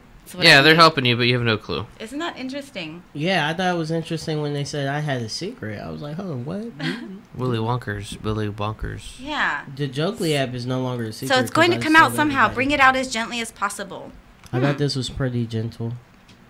And then we have Ryan is going to have a secret lover come around, Oh. someone that he's really been wanting to snuggle up with. Lucky. So and that goes for any Cancer, right? All Cancers are Better having be that. pretty and like All not Cancers 400 have pounds. Oh my goodness. Why? Because that's all I attract are big chicks. It's annoying. I'm not 400 pounds. I'm not even 200. I like big girls. Big girls need love. I like. I'm talking like vending machine big. 450. And that's all I attract. Toothless, unemployed vending machines with No, legs. even when they have no teeth, they Oh, get out of here. Wait, I'm serious. I know where you're going with this. No, seriously, like especially those front two without those. He's terrible. I have a friend. so bad. A friend in the military. I'm not trying to get myself kicked off the radio, so I'm just gonna stop The at big that. ones need love too, man. Even if they big don't ones have teeth. need love. Big 'Cause girls it's need smooth, love. bro. I'm like, okay. I love you guys. You girls, you big girls, come this way. Yeah. You know what I'm saying? I'm gonna hit the gym back in December. I'm gonna get back in the gym. Give me a membership. So then, you know what I'm saying? I could go even heavier. Go to the gym. The gym. Yeah. I have a friend. Well, he ended up marrying a bigger girl, and I think she's awesome. Like I mean, sometimes they might have some. Are we talking about big girls like they're not girls? Right. But no, they are like, and so, but she's super pretty. They're compatible. Yeah, That's a she's good super thing. pretty. She's catering. She like gives him everything he wants and needs. Damn, and like must really be nice. is just a really well for the most part as far be as nice. like support like and he met her tutoring her. I thought that was pretty awesome. They ended up getting married that's cute. but she's like she's a big girl. She's like 400 pounds or so. If not, got if that I cheddar, date though, a huh? skinny girl, No, actually she doesn't. I'm just joking. She doesn't. that I'm cheddar just playing. cheese. He's is with- what we were she's talking with about. him. Well, you did he- say whatever he that wants. He's cheddar- like, Yeah, I would well, like yeah, a yeah. Maserati. Hook Yeah. it up with that first. Mozzarella. I want my own bedroom. Well, I don't know if he wants all that or he gets that from her. No, I'm but just- I just that's know how- as it's far on- as like making him happy. Everyone's different though. Everyone has different Yeah. wants and needs. I like big girls. I like big butts, and I cannot lie. Oh, gosh. These other brothers can't. Oh. Well, that's I like the ones where I kind of like can't lift you, so we have to do everything on like gravity's terms. I can't deal with that. I need someone No, small. I like if like you were to like I like- be on okay, top one of me, time- that I would almost lose my life. I'm an adrenaline junkie, so I'm into that almost dying stuff. So into that. That's turned on already. What? No. Like if you had to sit your right arm on me. he and speaks I from kinda have to- experience. I take it. I'm guessing. If you sit your right arm on me and put your weight down and you're kind of like crushing me, I'm into that. I like Okay. that. So I'm in the opposite where I can pick them up and walk them to their car, and it makes me feel good that if I have to be the hero, I can be, and then versus, can you pick me up and, I'd rather be the guy that's helping. I like if we're out on a Makes me feel date good. and like there was a bomb that went off. Like I like when I could like Pick them up and run. Hide behind her. my girl. You know what I'm saying? If there's any what? Seriously, bad visual, dude. Seriously, I like to be able to hide like confined in her if there's no bed. Like and we have to Hey, sleep. I like like they sleeping on. They're her plush. Cuddly, They're plush, warm. cuddly, warm. Yeah, teddy bear. I get it. Mm-hmm. I like a girl who could eat more than me at restaurants. Mm-hmm. Like she get done before me, then After like, are this you gonna eat that? show, type of you're gonna girl? have heck of girls hitting you up, dude. Mm-hmm. Oh my god, I heard. I like the girls who only on Facebook post pictures of their face and then their cleavage. You know, those ones like the face cleavage shot ones. Because I did they a really video, have nobody to a post. true video like that once. A I'm into that. YouTube Into video that. where I went like, man, I'm fat. Oh man, I'm so fat. Oh wait, I'm losing weight. Oh, I'm thin. And I did that and I put it on Instagram or something. Hilarious. Huh. Because it's true. They'll see these girls that are like the size of a house, and all you see is like a little bit of the little crackage, and then their head, and they're all and their mommy and daddy paid for their braces, so they have perfect teeth, and they paid for their food because Yeah. it shows. And then you meet them in person, and you do like The whole smoky thing. Oh, Yeah, I like that. no. Oh, what the hell? I'm out. I like my girls. And they're in a steakhouse. You're like, oh, oh, that's why we're meeting here. The bathroom. I like my girls to be like to have profile pics from 2 years ago because that's how big they are right now. Yeah. Big. I like straight up like my girl needs to be shot put thrower or something.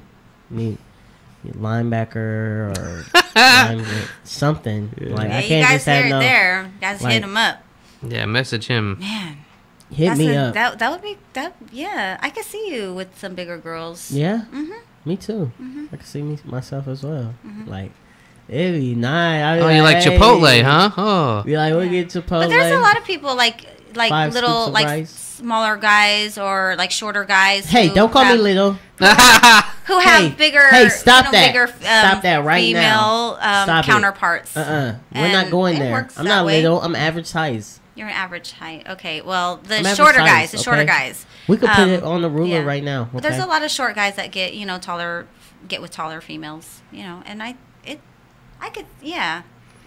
I ain't say I like tall. I said I like big, round. Oh, okay. He wants more big. plump. Like maybe He wants I plump. want Wider. short and plump. Wider. Like maybe Wider. one And day. longer. Comfy. And One soft. day I'm Yes. trying to hoop and we don't have a ball. Like, babe, can we use you? Yeah.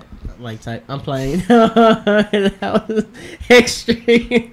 As a basketball, she's gonna have to be a little bigger than that. I like them big. I like them big. So I like screwed a up, workout. dude. Like a so mean. hefty like workout in the bed never hurt anybody.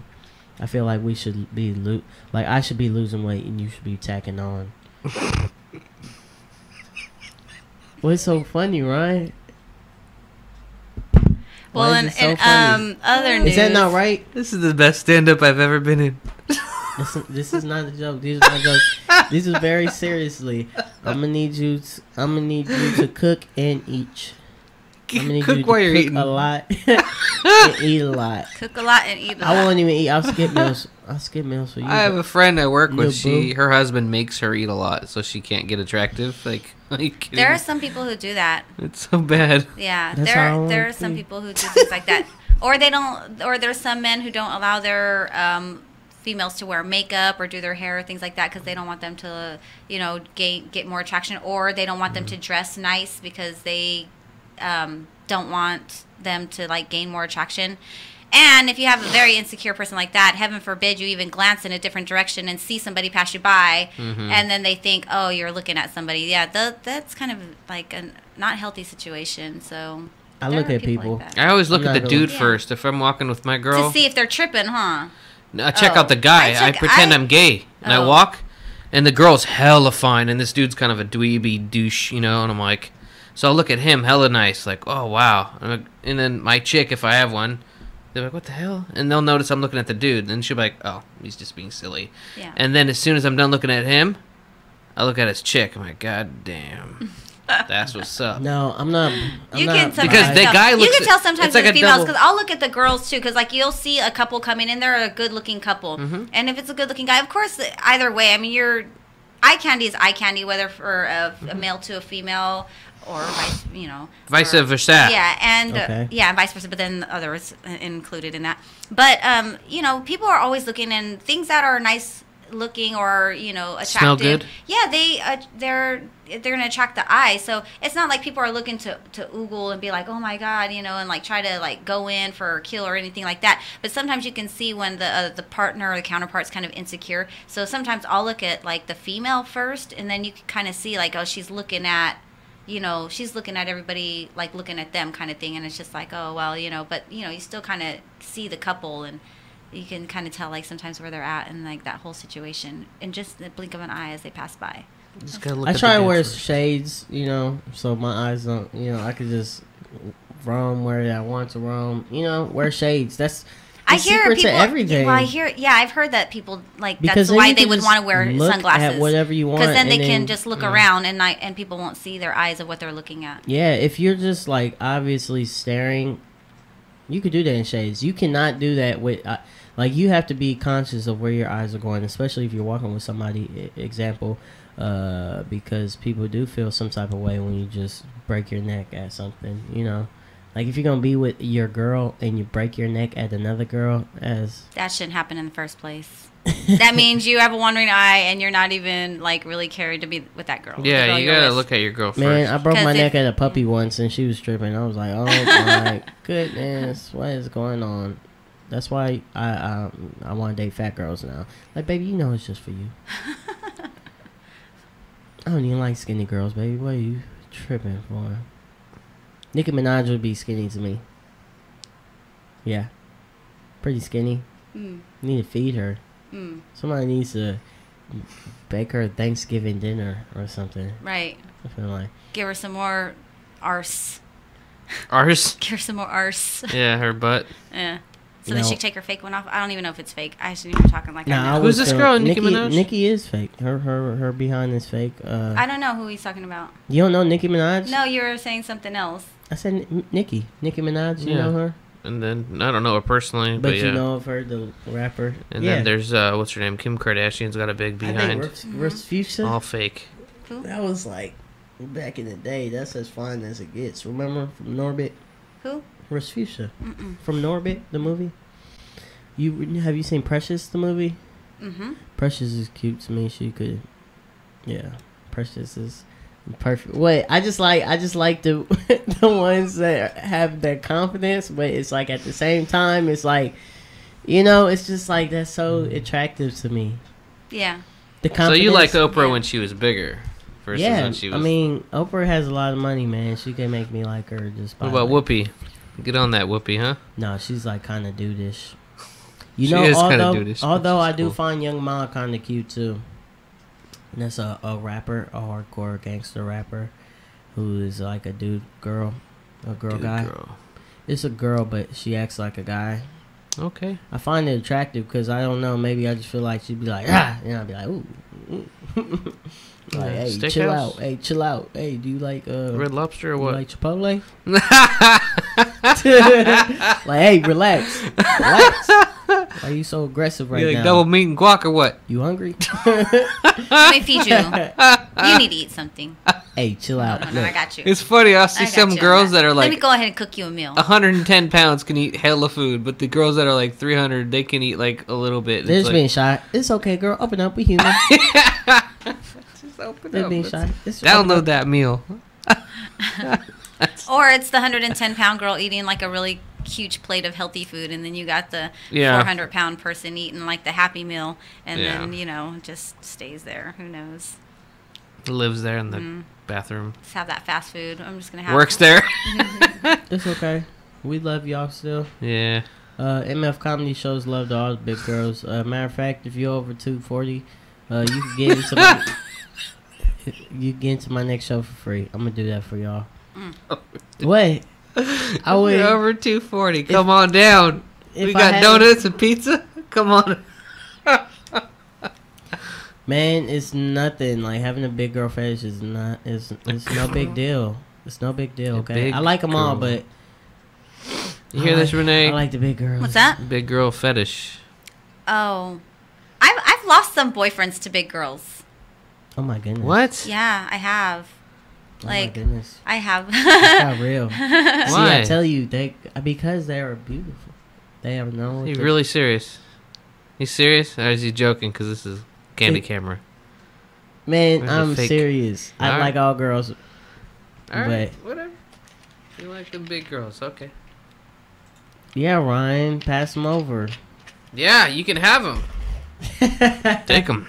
No, I'm playing. I really do enjoy all women. This is my thing. I read this thing about Aquariuses the other day that said we were so charming. We're the most charming sign, which is why we're always bad at relationships. And yeah, I took that to heart. I was like, man, because I was always wondering if I was gonna grow older and be single, or if I'm gonna like grow older into the family type of guy. The way it's looking, like I'm pretty single. Or I mean, pretty like not. It's not looking like so far like a family, you know. I hope one of my brothers though. My older brother, he is actually gay, so he's not gonna have any kids anytime soon. But my younger two brothers, one is going on 6, so I doubt he. Oh, his birthday's coming up tomorrow, the 5th. Oh my goodness, my little brother's birthday is coming up. Anyways, happy birthday, my little brother. He's coming up. He's so cute. His name's Andrew. He's going on 6. And then my younger brother is 20. I hope he gets a girl pregnant. My God. It's sad that I'm hoping this on him, but I just hope not now. But just maybe in the future. But not now. Now, I want him to be like now. Like I want to be an uncle already. You know, just on some selfish uncle reasons. I see. Oh my gosh. Like I want him to be like so I'd be like you had a kid, like everybody thought it was gonna be me, it was you, before I mess around and impregnate somebody out here, one of these big girls. Anyways, no, but yeah, I hope he has a kid before I do, because like I said, my older brother, he's not gonna be climbing that tree anytime soon. So yeah, my little brother would have to be the first to beat me, or unless it'd be me having that first kid. And I don't think I'll have it until like 24. I don't want a kid until like 25. Honestly, people are like, you don't want to raise your kid, or you want to be old and have a kid, or you want to be like, you're gonna be really old when that kid gets older. It's like, who cares, you know? Mm-hmm. Like, why would you even think about raising kids like in that perspective? Because first off, one, age is a thing, but it really is like something, you know. You could be healthy in 60 and 70. You could. It's all up to you and the choices you make, I believe. Plus, I want my kid to be able to have like nicer things. Not only do I. It's not that I don't feel mature enough to be able to raise a kid, because I do, but I know in 5 years I'll be a lot more mature. Like, I'll have a lot more better ideas that I could give to that child while raising him, you know. A lot more better ideas than I have now while I'm still growing up and I'm still learning. He'll be there with me, like, doing all of it. But if I wait 5 years and I feel like I have a nice, like, span of knowledge and, you know, advice that I could pass down to a life form. Because I see kids raising kids all the time, and unless those kids take it upon themselves to educate themselves when they get of age, you know, do I really see like cycles change? No, I don't. So why would I want to raise some child being young and continue that cycle? You know, because you can raise a kid and just give them everything, like the bare minimum of everything. But I just don't want to raise kids and just have fun with them and have them in my life and be like, oh, this is so great. I want to like shoot them up with knowledge. I want to shoot them up with like this advice, like this, like not only just enjoying them and having them around and all that. No, I'm trying to create like somebody who's gonna be like 10 times better than I am. Plus, I don't want to raise a kid in Stockton. Now, I'm not saying nothing bad about Stockton, but I went to Stockton schools. Like, I know a little bit about them. The influences in the schools, like, there's just really bad kids in schools. I was talking to my little cousin yesterday, and he was telling me about how his class can. He's in the 7th grade, and he goes to Murata middle school or whatever, middle school or high school, whatever that is. And he was just telling me about how he cannot even focus in class because the teachers are always arguing with the students. And I was like, dude, sometimes they just give up and let y'all do whatever y'all want. He was like, they give up all the time. And I was like, yeah, I remember those days. But like, that's what kind of you don't want to see your kids growing up in something like that, to where you see people who are supposed to be giving your kids an education like failing your children because they want to. What it is yeah, exactly. And what it is like what happens in my family. Like we have what's it called when you try something? Addictive personalities. We have addictive personalities, so I know I'm gonna pass that down to my kids. So if everybody is in high school, everybody he's around, and you know he's trying to be cool or something, Lord forbid, like, you know, he had, if he grows up in Stockton, he'll have a Stockton mentality, you know, and then he's gonna be in school doing the same stuff I was doing, and you know, it's just a cycle. It's just a cycle. That's it. And then being around all this stuff, it's easy access to it, and you know, I'd want to be able to fund my child through a private school, not because I want to be bougie and be like, oh, that's not, you're caring about your child's education and like where they're going to be starting out in life. You know, the better education they can get, and the more that they can learn now, it just gives them that one foot forward versus people who would not otherwise have that, because there's a lot of people that out the gate. I just saw a video, as a matter of fact, recently on YouTube or Facebook that was streaming. And basically, it was a race where everybody was in the line, and then they were going to win $100. Basically, it's just for $100. And so the starting line had everybody lined up, and then the guy said, okay, before we start, if this pertains to you, take 2 steps forward. So he went across like so many things that just transcend racial barriers, socioeconomic, those kinds of things that, you know, are from those areas that can cause people to stop. But when the ultimate thought was, none of this is you. Those are just your circumstances. Just because one circumstance led somebody to move 2 steps forward in life, that's what life already provided to them, versus people who are left back here who didn't have those things that other people were already provided in life. You're just giving those, you're providing in the life those couple steps forward for them, but ultimately they're going to have to choose to do what their own life, what they want to do with their life. You're just giving them as many steps forward in the head start as possible, because that's all we can do as parents and like for our future generations. And that's why we here, the Voice of Stockton, anybody who is working here and working in the community to do those things, we're not just doing it for ourselves, we're doing it for the community as a whole. We're doing it for many people as a whole. And so, of course, anybody like who are looking to provide something more for their children and education, we would not call it bougie, because it's you're going to raise that standard, whereas maybe some people may not see that as a standard and may think that, they're do-gooders and they want to do it. No, you're making sure, then you're ensuring the well-being of your future generations that are needing to push forward. So you don't want them to have to try to catch up, when you can help them with that. Help regulate their learning and make sure at least I know they're getting that information taught to them.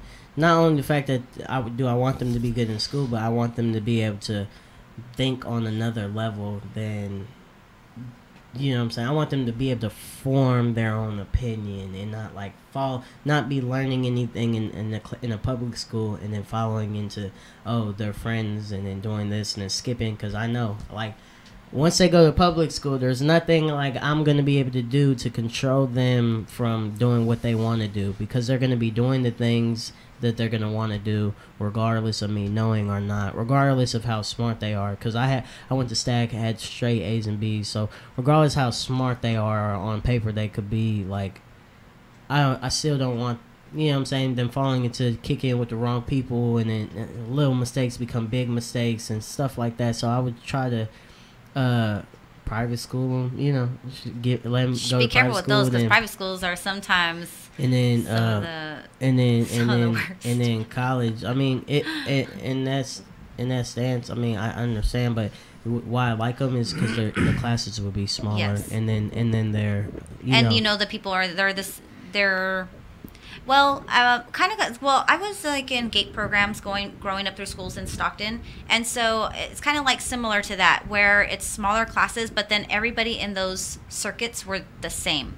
Even though we were amidst the entirety of the population, we were our own population, because we stuck with only those same kids through each grade, but through the circuit of the curriculum that they offered, only the group that were in those courses in that curriculum. So it's kind of like a private school within the public school, because then we still had the public advantages to do sports and do other things like that. And that's why I want the school, of course. It'd be I'm talking about private school like St. Mary's. They could go there. And that's what I was saying. Sometimes they're the worst. They could go. They go there. They would just something like that, just so I could know that they're ready for college, and then once they could go to college, they could just a better education for them. Raised on my morals and get a better education, and it's not even it is about the education, but at the same time it's not. It's more so about the things that the quality of the school. I don't want to surround them around and and that's probably just it, because I know going to high school everything was around, and I know how I am, so I know how my kids are probably going to be I'm doing all this, see what I'm saying, wants to know and do everything. So it's just nah, just do sports in school, and just do sports in school and be good at what you do, and you know what I'm saying, and I'm just trying to raise that with morals and good morals, knowing wrong from right, and this is that, and this is this.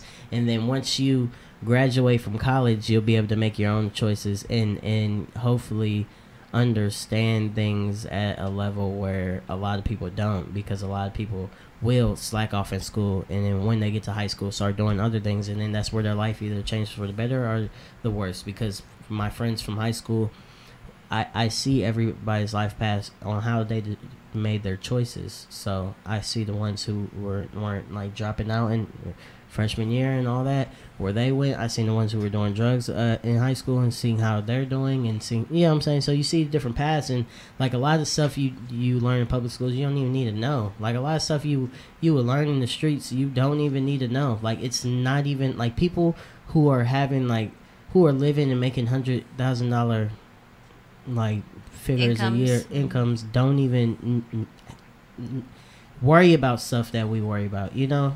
Like, right. that's not even a part of about their day. like what? About like how much does that go for on the street, or how much is, you know what I'm saying, little stuff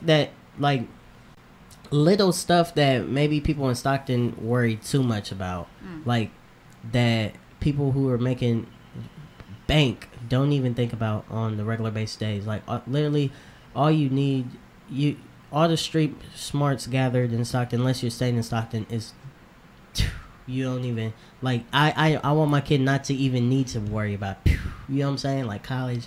Okay, now you get your 6-figure job and now you go live life, you know what I'm saying. Of course I want him to have some spiritual, like, don't trust this, don't, you know, that's a bad decision to make, don't, you know, don't be so naive to things, of course. But as far as you need to learn how to flip this, you need to do that, like, you don't even need to know that, kid, you know. Like, you don't even need to know that, kid. Like, you're going to be the professor to something. Or just go to Chipotle, man, and learn how to work hard.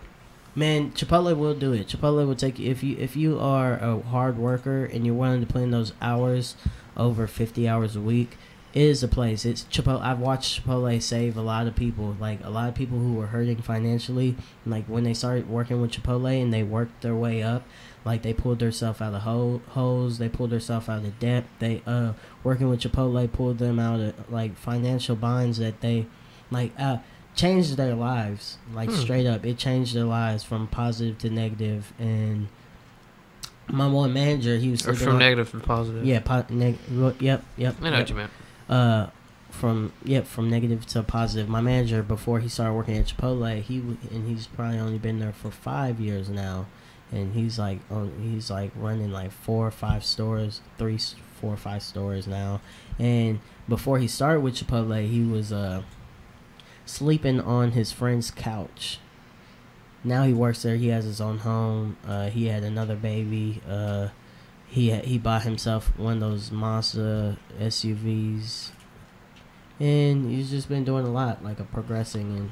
He's doing well then. Yeah. Before I started at Chipotle, I was awful, man. Like, I was, I had to lie about my life. Like, I was in a little bind. Like, I was, like, got into some trouble and then just got out of some trouble and then, boom, got a job at Chipotle and everything turned. Like, once I got a job at Chipotle, like, I was loving it so much. I was making so much money. I working full time and overtime at that point. Sometimes I was pulling 50-hour weeks, and I was just loving my job at that point, like just doing my Chipotle thing. And then I started comedy, and then boom, started getting promoted at Chipotle. Started having fun with comedy. Got more promotions with Chipotle. More fun with comedy. You didn't transfer to a different Chipotle though. Never. You just went somewhere else. Now you do odd jobs and you're doing comedy. Yeah, odd jobs and comedy. What about like the security of that, the financial security? There is none. So you get scared? Yeah, all the time. Do you like piddle in your pants a little bit? When I was at Chipotle, there was so much security, financial security. Well, I guess if you have saved a up job, money though, right? If you have no, I didn't at all. Are you kidding me? No, I was terrible with money. What's called? You have so much when you have a full-time job and you're a comedian. You have so much financial security, but not all the time in the world. But when I came out here, I had financial security a little bit at first because I had jobs. But as soon as I started doing side jobs and just comedy, that's when it lost me. But at the same time, to be able to afford to do what I love, like, it's not as bad. Sometimes I get scared, but I always pull through. That's crazy. Always, like, but every month I'm like a little nervous, like, oh my goodness. But every month it works itself out, and like, oh, you got this, you got that. Like, oh snap, this worked itself out. It's like, crazy. nice. It's a blessing then. Yeah, right? and then it is, and then I'm still doing great stuff. Like I said, I'm going out to San Francisco today. So it's like I'm living the dream, but in the back of my mind, sometimes I'm still nervous. So I'm not all the way there yet. I haven't got a huge break yet.